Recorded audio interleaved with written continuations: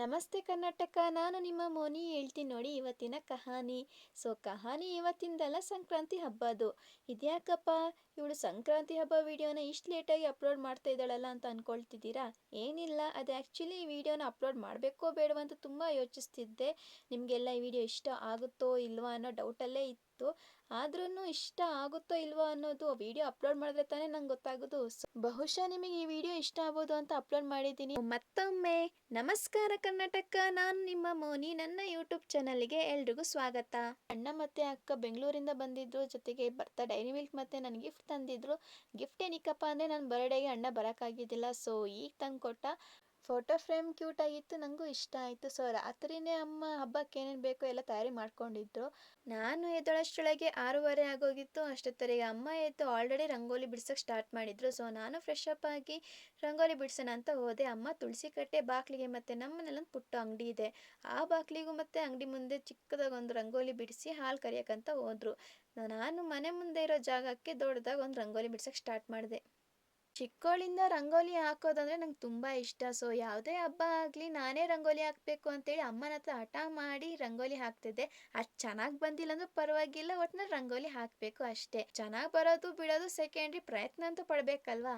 ಹಿಂಗೆ ರಂಗೋಲಿ ಹಾಕ್ತಾ ಹಾಕ್ತಾ ಟೈಮ್ ಆಗಿದ್ದೆ ಗೊತ್ತಾಗಲಿಲ್ಲ. ಬಾಗಿಲಿಗೆ ಮಾವಿನೆಲೆ ತೋರಣ ಹಾಕಬೇಕಿತ್ತು. ಮಾವಿನೆಲೆ ಕುಯ್ಕೊಬರೋಣ ಅಂತ ದೊಡ್ಡಮ್ಮ ಮನೆ ಹತ್ರ ಹೋದೆ. ನಮ್ಮ ದೊಡ್ಡಪ್ಪ ಚಿಕ್ಕಪ್ಪ ಎಲ್ಲ ನಾವು ಒಟ್ಟಿಗೆ ಅಕ್ಕಪಕ್ಕ ಮನೇಲಿರೋದು. ಹಂಗೆ ನಿಮ್ಮೆಲ್ರಿಗೂ ನಮ್ಮೂರನ್ನ ಸ್ವಲ್ಪ ಲೈಟಾಗಿ ತೋರಿಸ್ತೀನಿ ಬನ್ನಿ. ನೋಡೋಕ್ಕೆ ಒಂದೆರಡು ಮನೆ ಮಾತ್ರ ಕಾಣಿಸ್ಬೋದು, ಯಾಕಂದರೆ ಸುತ್ತಮುತ್ತ ಬರೀ ತೋಟಗಳೇ ಇರೋದು. ಬೇಸಿಕಲಿ ನಾನಿರೋದು ಸಕಲೇಶಪುರ.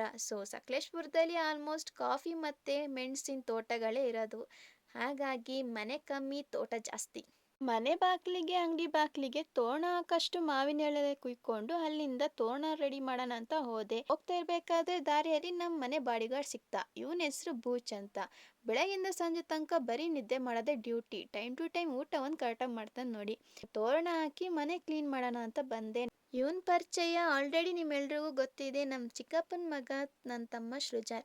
ಅವನ ಜೊತೆ ಮಾತಾಡ್ತಾ ಮಾತಾಡ್ತಾ ಮನೆಯೆಲ್ಲ ಕ್ಲೀನ್ ಮಾಡಿ ನಾನು ಸ್ನಾನ ಮಾಡೋಕ್ಕಿಂತ ಮುಂಚೆ ನಮ್ಮ ಲಿಯೋ ಸ್ನಾನ ಮಾಡ್ಸೋಣ ಅಂತ ಹೊರಟೆ. ಹೊರಗಡೆ ಬಿಸಿಲು ಚೆನ್ನಾಗಿತ್ತು, ಕೂದಲು ಬೇಗ ಒಣಗ್ಲಿ ಅಂತ ಅವ್ನ ಗೂಡನ್ನೆಲ್ಲ ಹೊರಗಡೆ ಇಟ್ಟು ಸ್ವಲ್ಪ ಹೊತ್ತು ಬಿಸಿಲಲ್ಲೇ ಇರಲಿ ಅಂತೇಳಿ ಬಿಟ್ಟು ನಾನು ಸ್ನಾನ ಮಾಡೋಕ್ಕೆ ಹೋದೆ. ನಾನು ಬರೋಷ್ಟರೊಳಗೆ ಅಮ್ಮ ಮನೆಯೆಲ್ಲ ಒರೆಸಿದ್ರು. ನಾನು ದೇವ್ರ ಪೂಜೆ ಮಾಡೋಕ್ಕೆ ಎಲ್ಲ ರೆಡಿ ಮಾಡ್ಕೊಳ್ತಿದ್ದೆ. ಎಲ್ಲ ತಯಾರಿ ಮುಗಿಯೋಷ್ಟರೊಳಗೆ ಅಮ್ಮನೂ ಬಂದರು. ಅಮ್ಮ ಅಂಗಡಿ ಮನೆ ಪೂಜೆ ಮಾಡೋಕ್ಕೆ ನಾನು ರೆಡಿ ಮಾಡ್ತೀನಿ ಅಂತ ಹೋದರು. ನಾನು ಇಲ್ಲಿ ಎಳ್ಳು ಬೆಲ್ಲ ಬಾಳೆನೆಲ್ಲ ಇಟ್ಟು ಪೂಜೆಯನ್ನು ಸ್ಟಾರ್ಟ್ ಮಾಡಿದೆ. ಪೂಜೆ ಮಾಡೋಷ್ಟರೊಳಗೆ ಅಮ್ಮನಲ್ಲಿ ಪೂಜೆ ಮುಗಿಸಿದ್ರು. ನೆಕ್ಸ್ಟ್ ಅಮ್ಮನೂ ಬಂದು ಪೂಜೆ ಮಾಡಿದ್ರು. ಪೂಜೆ ಮಾಡೋದು ನೋಡಿ ಏನು ದೇವ್ರ ಮೇಲೆ ಇಷ್ಟೊಂದು ಭಕ್ತಿ ಅಂತ ಅಂದ್ಕೊಳ್ತಿದ್ದೀರಾ? ಹಾಗೇನಿಲ್ಲ, ಹಬ್ಬ ದಿನ ಮಾತ್ರ ನಾನು ದೇವ್ರ ಪೂಜೆ ಮಾಡೋದು ಜಾಸ್ತಿ. ಬಾಕಿ ದಿನ ವಾರ ಮಾಡಿದಾಗೆಲ್ಲ ಅಮ್ಮನೇ ಮಾಡೋದು. ಪೂಜೆನೆಲ್ಲ ಮಾಡಿ ಮುಗಿಸಿ ಹಬ್ಬಕ್ಕೆ ಹೆಂಗೋ ರೆಡಿ ಆಗಿದ್ದೀನಲ್ಲ, ಹಂಗೆ ಒಂದೆರಡು ಯೂಟ್ಯೂಬ್ಗೋಸ್ಕರ ರೀಲ್ಸ್ ಮಾಡೋಣ ಅಂತ ಹೊರಗಡೆ ಬಂದೆ. ಹೊರಗಡೆ ಬಂದು ನೋಡಿದ್ರೆ ಬಿಸಿಲಂತೂ ಸಿಕ್ಕಾಪಟ್ಟೆ ಇತ್ತು, ಆದರೂ ರೀಲ್ಸ್ ಮಾಡೋದು ಬಿಡಲಿಲ್ಲ. ಆಲ್ರೆಡಿ ಆ ರೀಲ್ಸ್ನ ಅಪ್ಲೋಡ್ ಮಾಡಿದ್ದೀನಿ, ನಿಮ್ಮೆಲ್ರಿಗೂ ಇಷ್ಟ ಇದೆ ಅಂತ ಅಂದ್ಕೊಂಡಿದ್ದೀನಿ.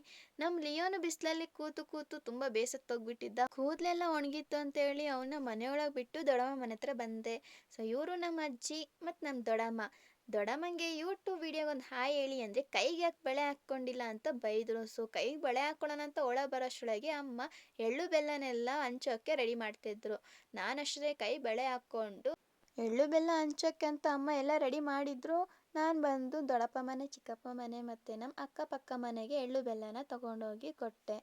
ಇನ್ನು ಹಬ್ಬದ ಊಟಕ್ಕೆ ಕೇಸರಿಬಾತ್ ಪಾಯಸ ಮತ್ತು ಅಜ್ಜಿ ಸ್ಪೆಷಲ್ ಉದ್ದಿನ ವಡೆ ಎಲ್ಲ ಮಾಡಿದ್ರು. ವಿಡಿಯೋ ಮಾಡೋಣ ಅಂತ ನೋಡಿದ್ರೆ ಫೋನಲ್ಲಿ ಆಲ್ರೆಡಿ ಸ್ಟೋರೇಜ್ ಫುಲ್ ಅಂತ ತೋರಿಸ್ತು, ಅದಕ್ಕಾಗಿ ವಿಡಿಯೋ ಮಾಡೋಕ್ಕಾಗಲಿಲ್ಲ. ಈ ವಿಡಿಯೋ ನಿಮ್ಮೆಲ್ರಿಗೂ ಇಷ್ಟ ಆಗಿದೆ ಅಂದ್ಕೊಳ್ತೀನಿ. ವಿಡಿಯೋದಲ್ಲಿ ಕೆಲವೊಂದು ಕಡೆ ನಿಮಗೆ ಬೋರ್ ಅನಿಸಿದ್ರೆ ಐ ಆಮ್ ಸಾರಿ. ನೆಕ್ಸ್ಟ್ ವಿಡಿಯೋದಲ್ಲಿ ಖಂಡಿತವಾಗ್ಲೂ ನಿಮಗೆ ಬೋರ್ ಆಗ್ದಂಗೆ ಇನ್ನೂ ಚೆನ್ನಾಗಿ ವಿಡಿಯೋ ಮಾಡ್ತೀನಿ ಅಂತ ಹೇಳ್ತಾ ನಿಮ್ಮೆಲ್ಲರೂ ಮುಂದಿನ ಕಹಾನಿ ಜೊತೆ ಮತ್ತೊಂದು ವಿಡಿಯೋದಲ್ಲಿ ಭೇಟಿ ಆಗ್ತೀನಿ. ಅಲ್ಲಿ ತನಕ ದಯವಿಟ್ಟು ಎಲ್ಲರೂ ಲೈಕ್ ಮಾಡಿ, ಸಪೋರ್ಟ್ ಮಾಡಿ ಮತ್ತು ಶೇರ್ ಮಾಡಿ. ಅಲ್ಲಿ ತನಕ ಎಲ್ರಿಗೂ ಬಾಯ್ ಬಾಯ್.